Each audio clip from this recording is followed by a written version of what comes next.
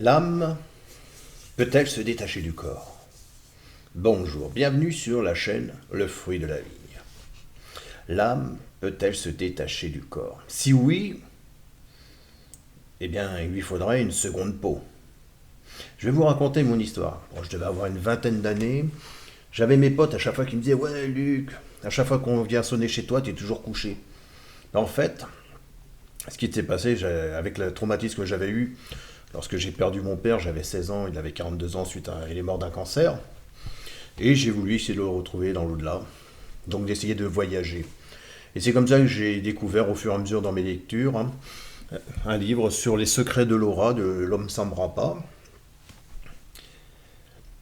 Et c'était de pouvoir que mon âme puisse se détacher pour aller dans un corps astral, mon corps astral, avec une corde d'argent pour pouvoir s'étirer, et puis faire ce parcours pour retrouver mon père, en tout cas, parce qu'il existait des entités dans un monde bien différent.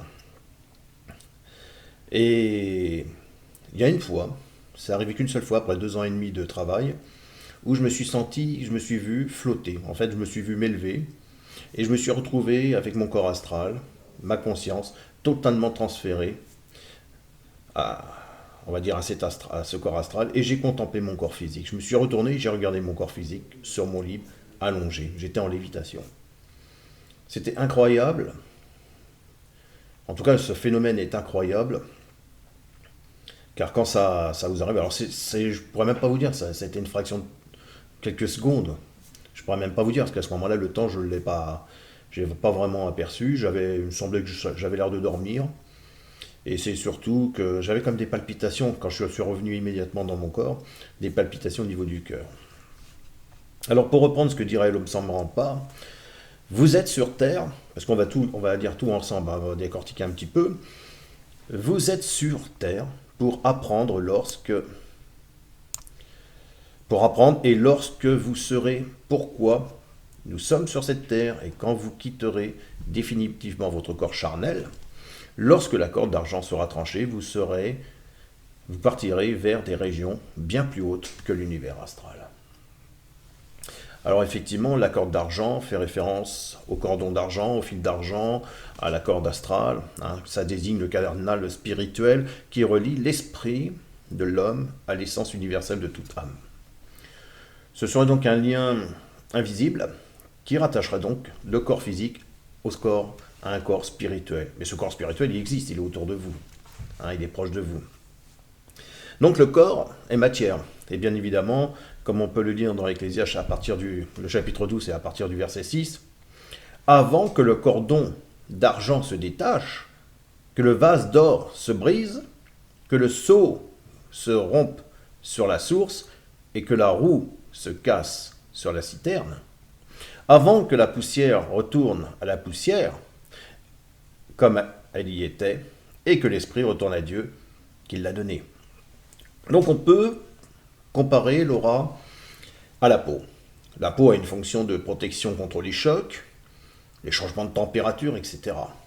Elle a également une fonction d'échange, car la peau absorbe, rejette et respire. Enfin, la peau est sensible, car elle nous permet de sentir la température, les contacts, la douleur, etc. On peut donc faire un parallèle entre la peau et l'aura, car l'aura possède les mêmes fonctions que la peau.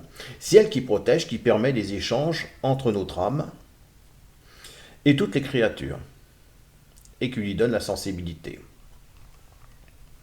L'aura est donc la peau de l'âme. Alors il y a Jackie Vasudeva, moi je le prononce comme ça, mieux connu sous le nom de Sadhguru. En fait, c'est un gourou indien, maître yogi et mystique fondateur de l'Isha Foundation, qui nous dit « L'aura se trouve à la périphérie du corps » et insiste sur le fait qu'un chercheur spirituel ne devrait pas se concentrer sur les choses périphériques, mais plutôt sur le cœur des gens. Chaque substance, il nous dit, sur la planète a un certain champ d'énergie autour d'elle, où ce que vous voyez comme une substance sur la planète est en réalité de l'énergie.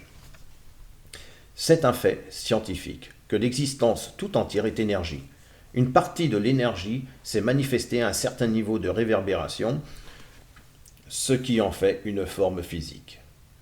Une autre partie de l'énergie ne se manifeste pas sous une forme physique, mais elle a quand même une forme.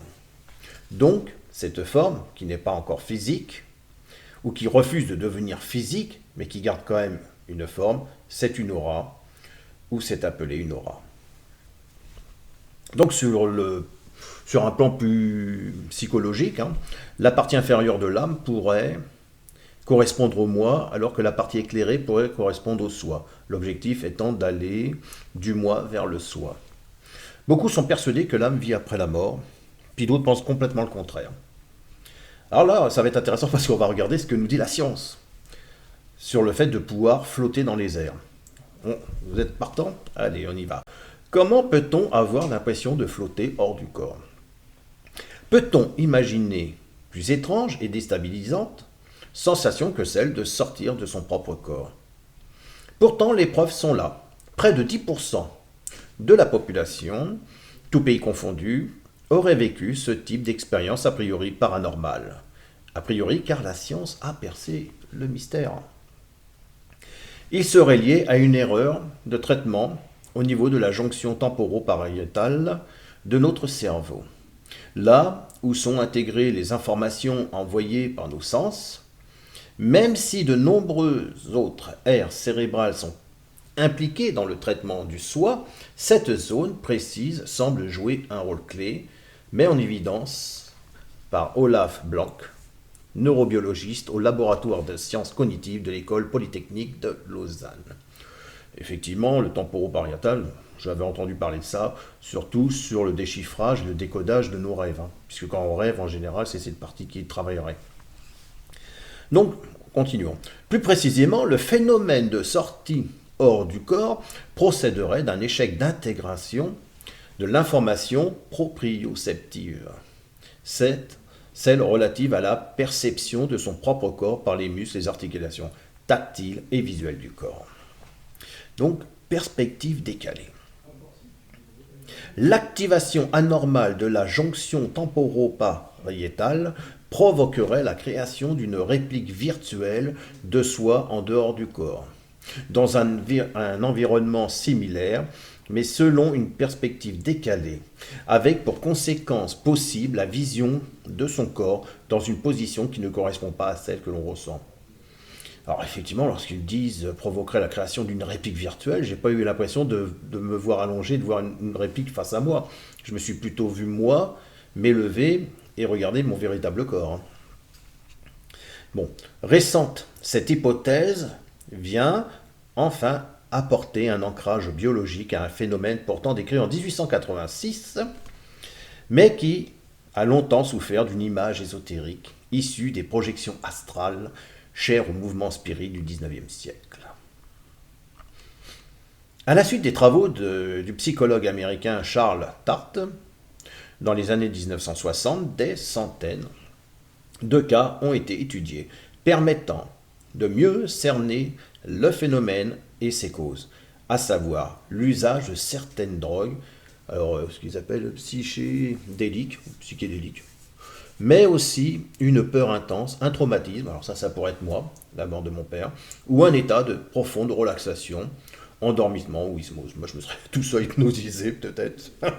Alors, corps et sommeil.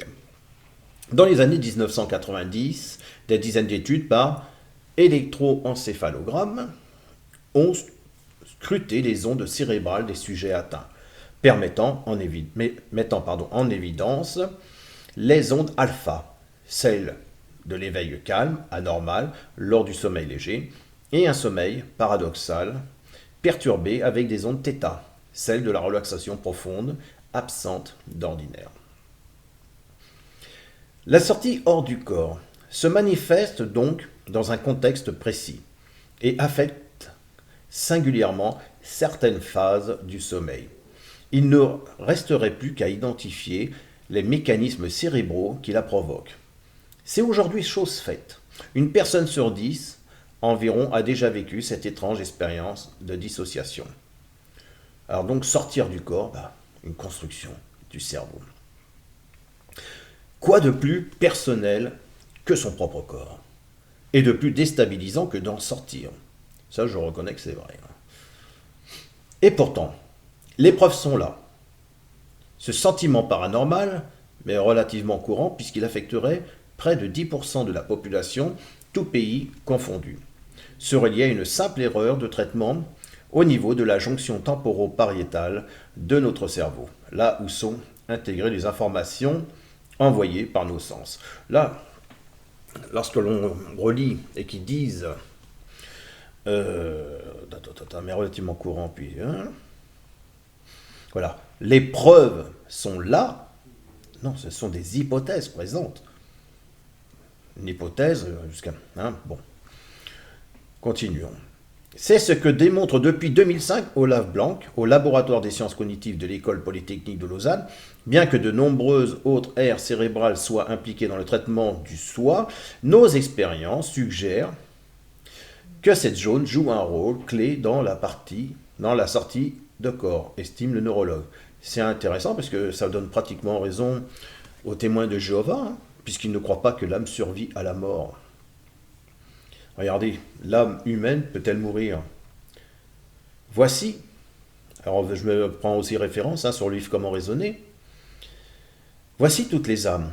Elles m'appartiennent comme l'âme du Père, ainsi pareillement l'âme du Fils. Elles m'appartiennent. L'âme qui pêche, elle mourra.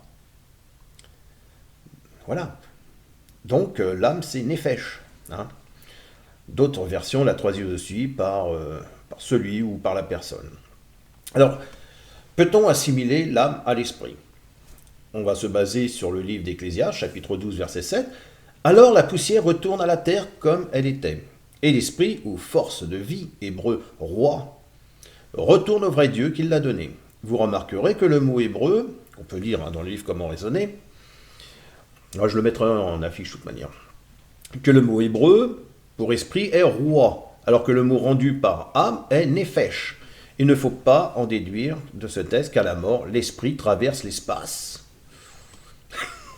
jusqu'à dans la présence de Dieu. Mais plutôt que tout espoir d'une nouvelle vie pour la personne décidée dépend de Dieu. Donc, la vie consciente d'une personne continue-t-elle après que l'esprit a quitté le corps? On nous répond par le psaume 146, verset 4. Son esprit, hébreu roi, sort, il retourne à son sol, en ce jour-là périssent ses pensées. Eh oui. Donc, tu as vu, on nous dit aussi qu'on peut traduire roi par esprit, plutôt que pensée. D'autres versions mettent souffle. Ce que je fais référence à Ève, là, quand on a parlé de la lépidation, justement, d'Étienne, effectivement, il rend son souffle, mais il rend aussi son esprit, il rend sa pensée, ses pensées, tout. Voilà, tout est rendu. Donc après, on peut dire, pour celui qui est témoin de Jéhovah, c'est dans le souvenir de Jéhovah que la personne restera. Quand Étienne dit, Seigneur Jésus, je te remets mon esprit, ce sont mes pensées, c'est mon souffle, c'est tout ce qui appartient à ce qui pouvait animer mon âme, tout ce qui... C'est en tout cas comme ça qu'ils ont la vision de le voir. Donc, c'est le sang qui fait propitiation pour l'âme, quand tu regardes. L'expiation. Si je prends par exemple Lévitique chapitre 17, verset 11. Car l'âme de la chair est dans le sang. Je vous ai donné sur l'autel afin qu'elle servit d'expiation pour vos âmes. Car c'est par l'âme que le sang fait l'expiation. Donc ça veut dire qu'il y a plus, il a plu à Dieu, que l'homme soit sur la terre dans une condition où, ainsi qu'il est écrit, l'âme, ou la vie en tout cas, de la chair est dans le sang. Si le sang de l'homme est répandu, sa vie lui est ôtée. Selon la sagesse de Dieu, ça est également vrai pour les animaux, afin qu'ils puissent être utilisés pour représenter l'homme dans les sacrifices. Bien qu'après Jésus, ces sacrifices n'ont plus lieu d'être.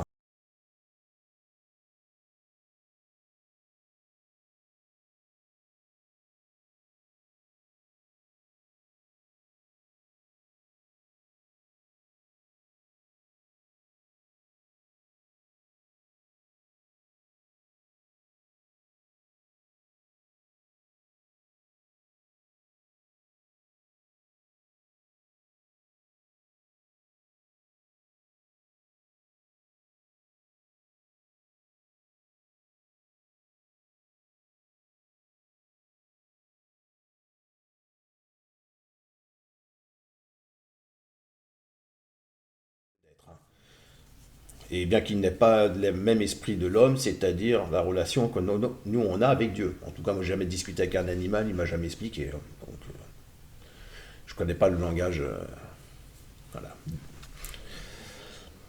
Donc, l'organisation de Jéhovah, sur la dernière tour de garde que j'ai fait hier avec eux, hein, sur la résurrection, on s'est basé sur 1 Corinthiens chapitre 15, versets 35 à 38. On va le lire.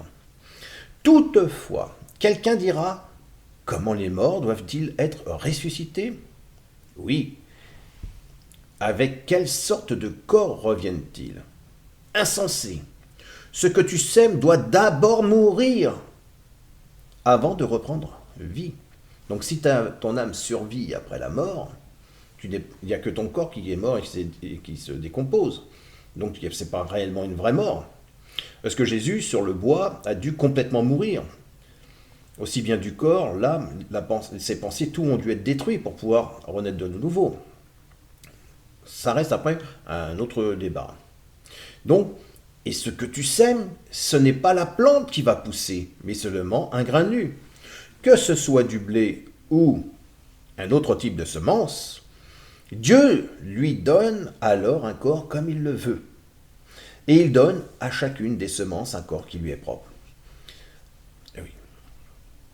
Après la mort d'une personne, son corps se décompose. Toutefois, celui qui a créé l'univers à partir de rien, peut ressusciter ces personnes et lui donner le corps dont elle aura besoin.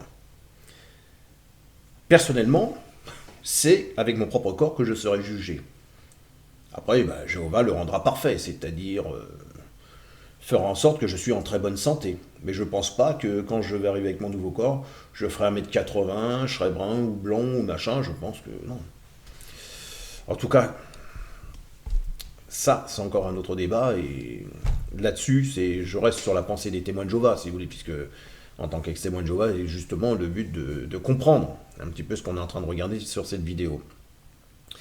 Donc, l'organisation dit, Paul a utilisé un exemple pour montrer que Dieu peut donner à une personne qui est ressuscitée au ciel un corps différent de celui qu'elle avait. Donc là, je suppose qu'il parle des 144 000 co-héritiers avec Jésus. Il a parlé d'un grain nu, ou d'une graine, qui est semée, qui germe et qui devient une plante. Cette plante n'a plus rien à voir avec la petite graine de départ. Cet exemple de Paul indique que notre Créateur peut donner à quelqu'un un corps comme il le veut. Cette graine qui est semée, qui germe et qui devient une plante, cette plante n'a plus rien à voir avec la petite graine de départ. Fait référence aussi à la nouvelle naissance. C'est à ça que j'ai pensé à la nouvelle naissance dont parlait Charles Taze-Russell lorsqu'on voit Jésus s'adresser à Nicodème, qui lui dit qu'il faudra naître de nouveau. C'est vrai que pour Charles Taze-Russell, quand Jésus est venu, bien qu'il croyait en la forme divine de Jésus, quand Jésus, pour lui par contre, il fait une distinction, c'est que Jésus n'était pas 100% Dieu et 100% homme au moment où il était sur terre, il était uniquement 100% homme. Voilà. Donc, est-ce que j'ai vraiment voyagé? Est-ce que c'est un problème avec mon cerveau? En tout cas, chacun doit apprendre à se connaître, à se développer, comme une plante, à grandir. Et chacun a le droit d'avoir des avis contraires. C'est important. C'est comme ça qu'on apprend aussi. Et je terminerai avec la phrase de Gandhi. Le plus grand voyageur n'est pas celui qui a fait 10 fois le tour du monde, mais celui qui a fait une seule fois le tour de lui-même. Allez, je vous dis à bientôt pour une prochaine vidéo. Au revoir.